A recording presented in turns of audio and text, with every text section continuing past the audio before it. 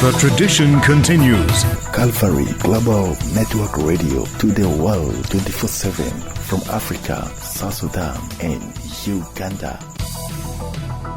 Israeli Prime Minister Benjamin Netanyahu says he's given his final approval for the seizure of Gaza City. The assault on the Strip's largest city could now start within days. Israeli soldiers have already stepped up attacks there. On Thursday, 8 Palestinians, including 2 children, were killed in an Israeli attack on the Zaytun neighborhood. Thousands of residents have already fled as tanks edge closer to the city.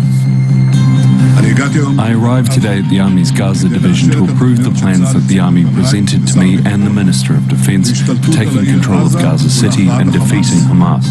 At the same time, I've instructed to immediately begin negotiations for the release of all of our hostages and the end of the war under conditions acceptable to Israel. We have a population that is extremely weak, that will be confronted with a new major military operation. We thought we had already said everything when it comes to Gaza. We had described Gaza as a hell on earth. But yes, if this scenario comes true, even if we talk about the evacuation of people in Gaza towards the south, many will simply not have the strength to undergo a new displacement.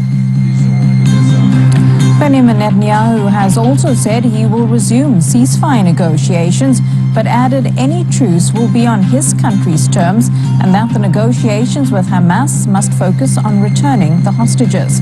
Earlier this week, the Palestinian group said it had agreed to a truce proposed by Qatar and Egypt.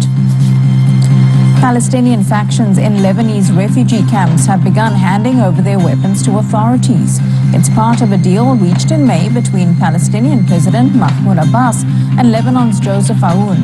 The disarmament will begin with Abbas's Fatah movement, but other factions like Hamas have refused. The U.S. will review some 55 million visa holders in search of deportable violations.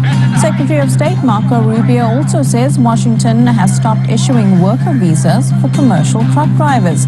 The State Department says it's part of a continuous vetting process where agents will actively look for information that could lead to visas being revoked as well as deportation.